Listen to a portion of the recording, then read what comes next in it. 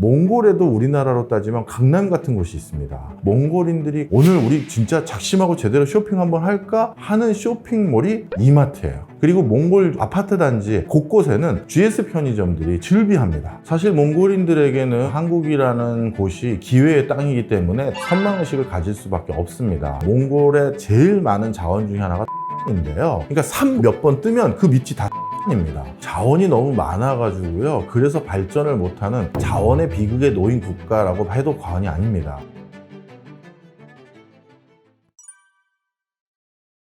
전 세계에서 가장 자존심이 센 사람들이 있는 나라가 몽골, 저는 이렇게 표현하고 싶어요. 본인들이 징기스칸의 후예라는 거에 대해서 엄청나게 자부심이 있고요. 전 세계 여러 나라들의 관광객들이 몽골에 방문하게 되면 너희 나라가 어디 나라라고 하면서 꼭 물어봅니다. 그러면 우리는 어느 나라다 그러면 징기스칸이나 쿠빌라이 칸 시절에 본인들이 점령한 영토 안에 대부분 들어가거든요. 그러다 보니까 그런 것들에 대한 자긍심, 자부심이 어마어마하게 강합니다. 이렇게 과거에 한 시대에 가장 큰 영토를 장악했던 민족의 후예라는 자부심도 강하지만 요즘에는 그런 자부심에 어떻게 보면 비례해서 답답함도 엄청 많은 나라예요. 국가가 뭔가 성장을 도모하려면 대항으로 나가서 자유롭게 많은 국가와 왕래하고 교류를 해야 되는데 몽골은 내륙 국가입니다. 쉽게 얘기해서 바다를 접경하지 못하고 있고요. 비행기로 다른 나라를 왔다 갔다 하려면 역시 인접 국가의 영공을 이용하는데 굉장히 많은 동의와 허락을 구해야 되는 상황이 돼버립니다. 이 때문에 러시아와 중국에 많은 부분 끌려다닐 수밖에 없는 그런 입장에 놓여져 있는 것을 천추의 한이라고 생각하고 있고요. 뿐만 아니라 몽골은 세계적인 자원 강국인데 그 자원을 직접 개발할 수 있는 자금과 기술력이 없어서 그 자원 개발에 대한 상당히 많은 권한을 캐나다나 호주나 중국이나 많은 선진국의 자원 개발 회사에게 넘긴 상태입니다. 바로 이런 부분 때문에 자긍심과 포부는 엄청나지만 실제 뭔가를 구현하기에 제약이 많은 나라 몽골 이렇게 말씀드리네요.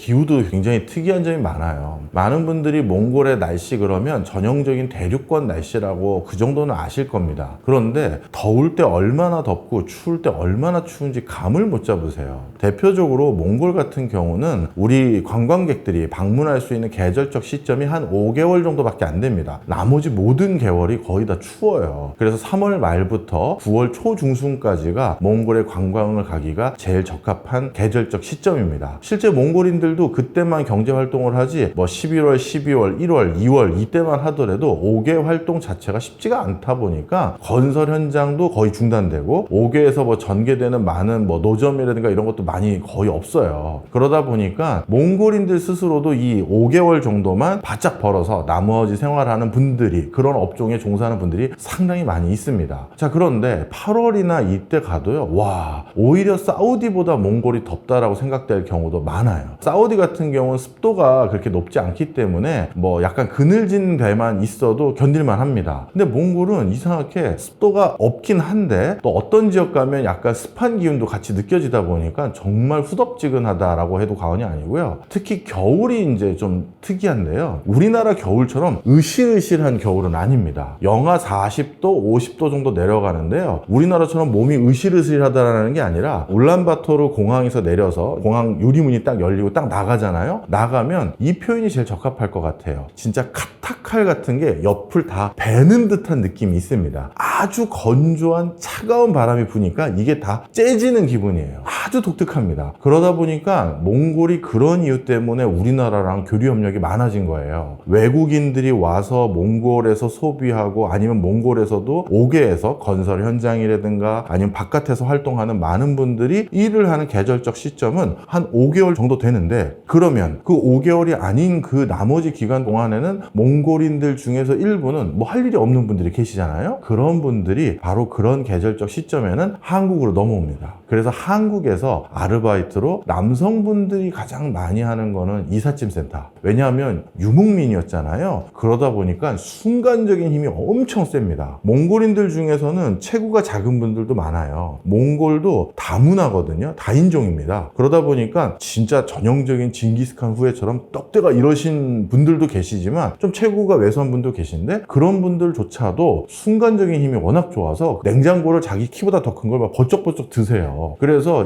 의사침센터에서 많이들 일하시고요. 여성분들 같은 경우는 서비스 업종에서 많이 일하는 걸로 알고 있습니다. 그러다 보니 우리나라의 이런 계절적 시점 때문에 자주 왕래하면서 돈 벌고 가시는 분들이 많다 보니 우리나라랑 교류 협력이 많아진 것도 어찌 보면 계절적 요인 때문이네요. 사실 몽골은 아직까지 자체적으로 개발할 수 있는 자본력과 기술력이 많지 않아요. 그리고 내부의 내수 시장이라는 게 350만 명 정도 되는 인구가 다기 때문에 우리 서울 인구의 3분의 1 정도밖에 안 되잖아요. 그런 인구만을 대상으로 대규모 공산품을 생산한다든가 납품하는 거, 이 가격 경쟁력이 안 생깁니다. 그러다 보니까 어떻게 보면 일상생활 부분에서 또 산업 발달 부분에서 모두 한국과 교류 협력을 하길 희망합니다. 옆에 중국과 러시아와 교류 협력을 하기에는 너무 본인들이 처한 상황이 지금도 의존적인데 더 의존적일 것을 걱정하는 분위기가 많고요. 그러다 보니까 상대적으로 한국에 대한 선호도도 높은 편이 분명히 있습니다. 물론 한국에 체류하는 과정에서 안 좋은 경험 있는 몽골인들도 적지 않겠죠. 그러다 보니까 또 한국에 대한 반감 있는 분들도 계시지만 그래도 제가 만나봤던 많은 몽골인들은 어느 나라든 나쁜 사람은 다 있지만 한국인들은 그래도 참 따뜻했다, 이런 말씀들 참 많이 해주셨습니다. 사실 몽골인들에게는 한국이라는 곳이 기회의 땅이기 때문에 당연히 선망의식을 가질 수밖에 없습니다. 사실 요즘은 몽골의 어떻게 보면 대졸 초임 월급이 상당히 많이 올라오긴 했습니다만 불과 한 7, 8년 전만 하더라도 몽골에서 제일 좋은 대학교를 졸업해서 제일 좋은 직장을 다녔을 때 한 달 받는 월급이 통상적으로 45만 원 정도 됐어요. 그런데 요즘은 몽골 정부 차원에서 의도적으로 최저임금을 급격히 올려가지고 이제는 한 60만 원대까지 올라왔습니다. 올라와서 60만 원 또 세금까지 다 합치면 한 70만 원 돼요. 이 정도 수준이 지금 몽골에서 제일 좋은 대학 나와서 제일 좋은 직장을 다니는 사람이 벌어들이는 소득인데요. 자, 그런데 그런 사람들이 만약에 한국에 와서 일을 한다? 그럼 어떻게 될까요? 아무리 못 받아도 한 250에서 200 사이는 받거든요. 그러면 연봉이 바로 3, 4배 오르는 겁니다. 4배 가까이 오른 거죠. 그러다 보니까 한국에 온다라는 건 어마어마한 기회의 땅이 되는 겁니다. 그리고 한국인들이 몽골인들과 워낙 친숙하고 또 비슷한 부분들이 많다 보니까 한국에 아예 털을 잡고 정착해서 살고 계신 분들도 많아요. 그런 분들은 더더욱 많은 돈을 벌 수가 있겠죠. 그리고 또 한 가지, 몽골인들은 한국 음식을 너무나도 좋아합니다. 원래 몽골은 야채가, 즉 채소를 키우기가 좋은 환경이 아니죠. 그러다 보니까 다양한 음식 문화를 다양한 향신료와 함께 발달시키기가 어려웠습니다. 그래서 몽골인들이 주로 먹는 음식의 대표적인 방법이 생고기를 찌거나 구워가지고 그냥 그거를 큰 감자 같은 거 있어요. 몽골 감자인데 거기랑 그냥 같이 그냥 삶아서 먹는, 이게 일반적입니다. 양념이라고 해봤자 후추나 소금 정도 뿌려서 먹는 게 다예요. 자, 그런데 한국에서 일하는 사람들의 숫자가 많아지다 보니까 세상에 한국의 양념통닭이라든가 불고기라든가 다양한 식자재를 맛봤던 그 수많은 몽골인들, 그런 몽골인들에겐 한국 음식이 완전 별천지 음식으로 여겨졌게 되겠죠. 자, 그러다 보니까 결론적으로 한국은 소득도 많이 벌 수 있는 나라, 한국은 맛있는 게 많은 나라, 한국은 사회 인프라가 잘 구축된 나라, 한국은 또한 깨끗한 나라, 이런 이미지가 많다 보니까 쉽게 말해서 한식, 한국식이라는 게 몽골에서는 선풍적인 인기를 끌고 있습니다. 그래서 한식을 접할 수 있는 브랜드, 채널, 방식 이런 걸 모두 선호하고 있고요. 그래서 대표적으로 몽골인들이 가장 쇼핑을 할 때 오늘 우리 진짜 작심하고 제대로 쇼핑 한번 할까 하는 쇼핑몰이 이마트예요. 몽골에 우리나라 대통령들 중에서 몇 분이 방문하셨는데요. 이런 분들이 몽골에 묵으셨던, 몽골에서 그 당시까지만 하더라도 제일 좋은 몽골 국내 호텔이 징기스칸 호텔이라는 게 있습니다. 그 징기스칸 호텔이라고 엄청 큰 호텔 바로 옆이 이마트예요. 근데 그 호텔 규모만 합니다. 그리고 몽골 아파트 단지 곳곳에는 우리나라 대표적인 CU 편의점이라든가 GS 편의점들이 즐비합니다. 한국에서 일하러 왔을 때 그때 즐겼던 편의점 문화를 그대로 몽골에서 향유하고 있는 것이죠. 당연히 그 편의점 안에서 파는 대부분의 물건들은 우리 한국산 식자재 이런 것들이 많은 상황이고요. 그리고 몽골에서는 한국에 가서 돈 벌 수 있는 기회가 많다라는 걸 다 알다 보니까 한국어 어학원이라든가 이런 게 대거 유행하고 있다, 이렇게 보시면 되겠습니다.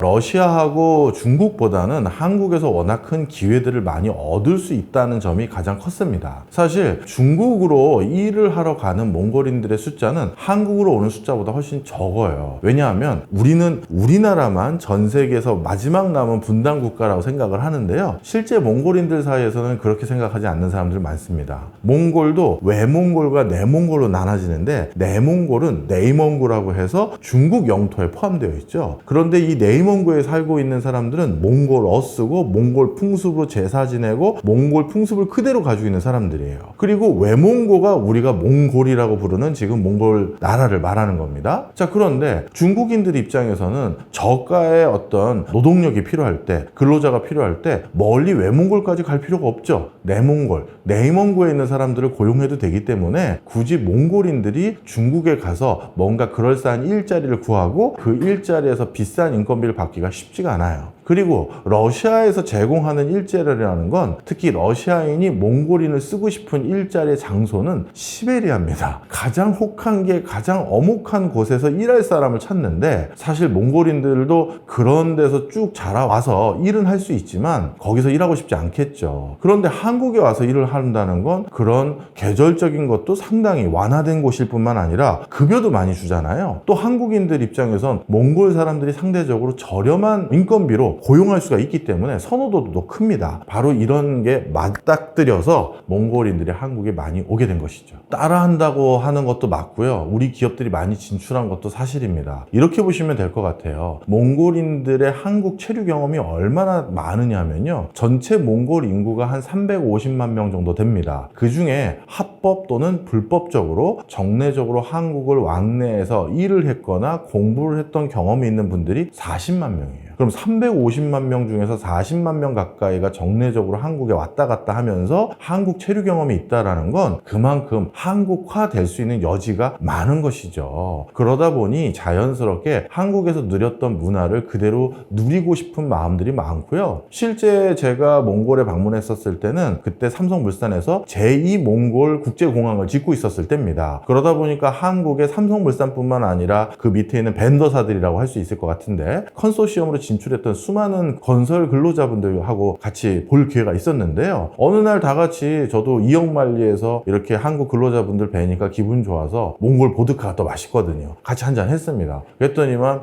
교수님 우리들끼리 모였는데 그 노래방이라도 갔다 가시죠 그러는 거예요. 그런데 여기 노래방에서 저는 여기 현지 노래 몰라요 했는데 아닙니다. 몽골의 거의 대부분의 노래방에는 한국 노래가 전부 다 저장되어 있어요. 그래서 아주 최신곡을 제외하고는 우리 노래들이 다 있다 보니까 진짜 노래방을 가서도, 그리고 식당에 가서 소주 주세요 해도 소주 나오고, 양념통닭을 메뉴로 시켜도 양념통닭 나오고요. 뭐 정말 하나부터 10까지가 전부 한국식이 많았다, 이렇게 말씀드릴 수 있겠네요. 그래서 말씀드리는 건데요. 몽골이 1인당 GDP가 전 세계에서 제일 낮은 수준에 해당되는 국가 중에 하나라고 했지만, 몽골에도 우리나라로 따지면 강남 같은 곳이 있습니다. 그쪽을 가보면요. 제일 입구 쪽에서 제일 먼저 마주치는 매장은 포르쉐 매장이고요. 거기 식당 중에서 대표적으로 한식 계열의 식당들이 아주 인기가 많은데, 거기 주차장에 주차하려고 보면 이 어마어마한 명차들이 주차되어 있어요. 그러니 몽골인 전반이 모두 못 사는 건 아니에요. 소수의 이런 경제적 혜택을 누리고 있는 사람들의 소득 수준은 한국인 웬만한 사람 못지않다, 이렇게 보시면 과언이 아닙니다.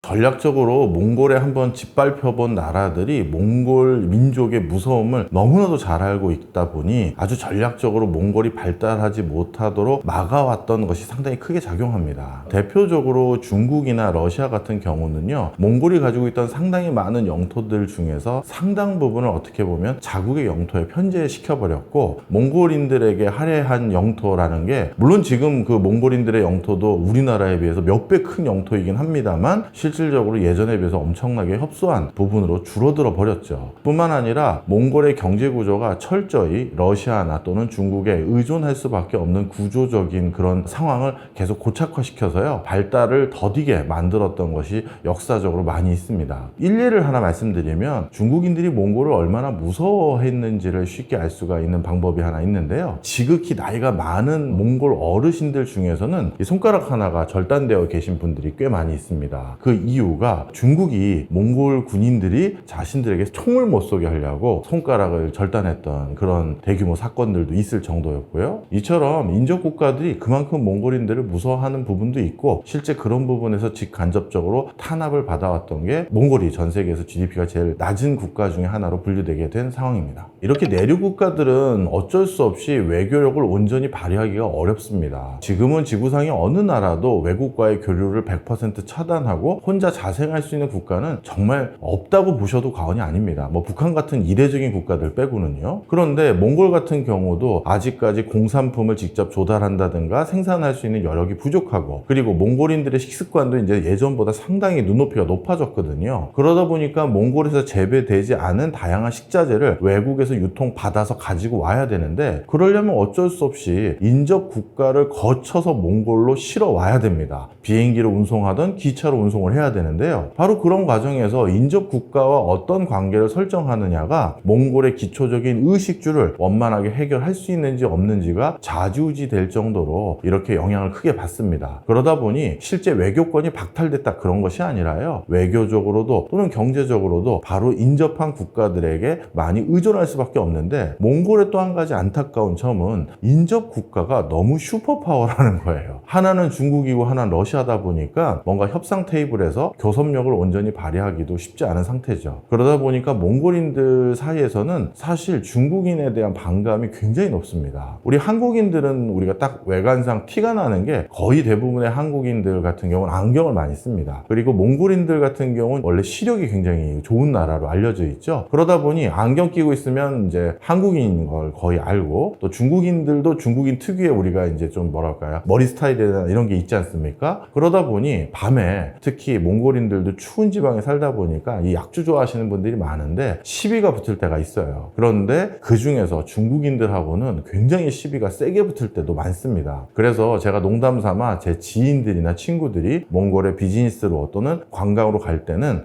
제가 좀 중국인 비슷하게 생긴 친구들에게 밤에 돌아다니지 말라고 농담도 하기도 합니다. 아마 이게 몽골인들의 애환이 담겨진 모습이 아닌가 생각이 드네요. 자원이 너무 많아가지고요, 그래서 발전을 못하는 자원의 비극에 놓인 국가라고 해도 과언이 아닙니다. 몽골 같은 경우 불법적으로 자원이 매매되는 경우가 너무 많고요, 그리고 자원 개발권으로 인해서 얻어진 수익이 일부 고위 관료라든가 사회 지도층 인사들이 독식하다 보니까 국가 전반적으로 이게 낙수 효과가 잘 전개가 되지 않습니다. 대표적으로 몽골의 제일 많은 자원 중에 하나가 또 석탄인데요. 이 석탄 같은 경우는 어느 정도냐면 이렇게 보시면 됩니다. 저도 현장에서 봤는데 몽골의 석탄은 일종의 노천탄이에요. 그러니까 산 몇 번 뜨면 그 밑이 다 석탄입니다. 그러다 보니까 개발 비용이 별로 안 들어요. 그런데 몽골은 이렇게 어마어마한 초원지대에 위치한 나라로서 사실 초원을 다 국경선으로 철조망을 칠 수는 없잖아요. 또 본인들의 선조들의 풍습대로 지금도 유목 생활을 하는 사람들이 많은 상황이고요. 그러다 보니까 이 초원은 사실 어디까지가 국경이라고 명확히 긋기가 쉽지가 않은 건데요. 그러다 보니 어떤 상황이 생겼느냐? 국경을 넘어서 밀매가 아주 일반적입니다. 중국에서 트럭 하나 끌고 와요. 그래가지고 몽골 쪽으로 넘어와서 삽으로 몽골에 있는 노천탄에 있는 석탄을 거기 있는 몽골 인부들을 통해서 실어 올립니다. 그리고 그렇게 몽골 현지에 어떻게 보면 불법적인 이 자원 거래하는 사람에게 일부 돈을 주고 트럭에 실어서 다시 중국으로 넘어가면 가격이 한 몇 배 뜁니다. 그러다 보니까 이런 식으로 자원을 밀반입하거나 밀수해서 판매하는 사람들이 많고, 거기에 어떻게 보면 부안해동하는 일부 사람들이 있는 것도 분명한 사실이죠. 또 몽골은 구리도 많아요. 바로 이런 어마어마한 자원들을 많이 가지고 있는 나라인데 이런 것들이 소수의 사람들에게만 이용이 되고, 그리고 또 불법적으로 이용되는 루트들이 너무 많아서 전 국민의 발전에 쓰이지 못하고 있습니다. 이미 몽골이 자원 강국이라는 부분과 몽골에서도 다양한 어떻게 보면 산업 발전의 겨점 역할을 할 수 있는 부분이 많다라는 걸 일찌감치 인식하고 있던 중국 같은 경우는 몽골의 많은 산업 권한, 산업에 대한 이권이나 실질적인 권한들을 많이 가져간 상태예요. 그런 것들에 대해서 몽골인 스스로도 크게 우려하고 있는 부분도 분명히 있습니다. 우리나라도 몽골의 이 어마어마한 자원을 잘 활용하면 좋은데 이 자원을 어떻게 우리나라에 가져올 것이냐가 분명한 문제입니다. 예를 들어서 지금 2차 전지와 관련된 기초 원료 같은 경우는 아직까지 우리나라를 비롯해서 대표적인 2차 전지 기업들은 중국산 원료에 대한 의존도가 굉장히 높은 편입니다. 다른 나라도 자원은 있지만 그걸 잘 개발을 안 하고 있고 2차 전지를 직접 생산하고 있는 중국만 그러한 원료들을 대규모 채굴하는 것으로 개발을 해놨기 때문에 일단 채굴하는 부분에 있어서의 비용도 규모의 경제를 실현해서 굉장히 저렴합니다. 그런데 갑자기 한국이라는 나라가 중국의 어떻게 보면 반대 진영에 이미 좀 많이 편이 들어가 있는 미국과 일본과 한국을 이렇게 포함시킬 수 있겠죠? 이런 곳에 있는 어떤 대표적인 나라가 2차 전지의 핵심 광물 자원을 몽골에서 적극 수입하려고 한다? 그걸 중국이 그대로 보고 있지 않겠죠? 그리고 중국과 우호적인 러시아도 마찬가지일 거고요. 그러다 보니까 과연 몽골에 있는 저 자원을 어떻게 선적해서 가지고 올 수 있는지 그 부분에 대한 분명한 대안을 찾지 않고서는 개발이 쉽지가 않아요.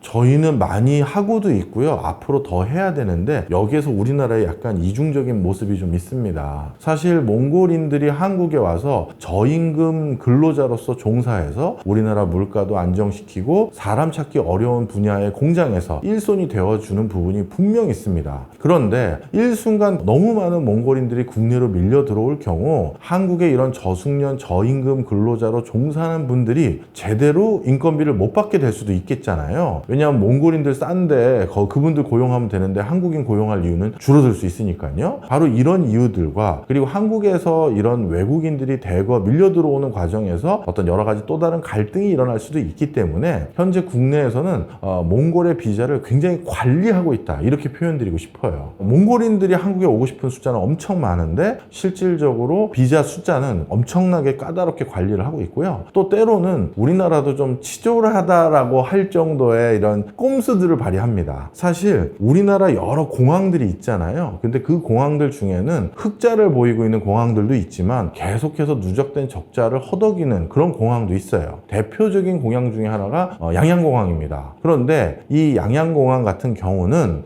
여기를 누가 이용을 해야 그 공항에 비행기가 파킹하면서 그거에 대한 돈도 내고 공항 이용료를 내게 되는 것인데 그 공항을 이용하는 사람을 인위적으로 늘리기 위해서 어떻게 했느냐? 몽골인들 중에서 한국에 오고 싶은 사람들은 무조건 어느 공항에서만 비자를 줬다? 양양공항에서만 준 거예요. 그래서 서울과 수도권의 대부분의 일이 있을 텐데 그분들이 한국에 오는 방법은 강원도까지 비행기 타고 와서 거기서 다시 KTX 타고 한국 서울로 오는 방법을 취하도록 우리나라에서 일부러 그렇게 하기도 했어요. 그러니까 이거는 몽골인들은 알지만 우리나라는 당연히 알 필요가 없는 지식인데 몽골 국민들은 섭섭하지만 기회의 땅인 한국에 가서 일하기 위해서 그렇게 하서라도 한국에 오고 싶어 하는 분들이 많습니다. 상대적으로 중국을 견제하는 제일 좋은 방법은 중국에 인접한 나라들을 전부 친미적인 곳으로 좀 친미 성향이, 그러니까 미국의 친화적인 성향을 높은 국가로 만드는 게 제일 수월합니다. 그렇게 됐었을 때 중국이 자연스럽게 고립되는 거거든요. 바로 그런 이유로 인해서 얼마 전까지만 하더라도 그렇게 빈번한 왕래가 없었었는데 이번 바이든 정권 들어서 몽골과 미국 수뇌부 간에 빈번한 교류들이 많이 이루어지고 있는 상황입니다. 그것은 자원 수급뿐만 아니라 몽골이 중국의 윗부분을 점유하고 있는 곳이다 보니까 그곳에서 상당히 많은 중국을 견제하거나 압박할 수 있는 여지가 있겠다라고 판단한 미국의 전략적인 판단 때문에 몽골에 요즘 관심을 부쩍 두고 있고요. 그리고 몽골에서 가장 많은 니켈이라든가 이런 걸 개발하고 있는 회사들이 사실 영미권 회사들이 많아요. 캐나다 광물 회사라든가 이런 것들이. 그래서 예전에 비즈니스적으로는 이미 영미권에 많은 회사들이 진출해 있는 곳이 몽골이기도 합니다.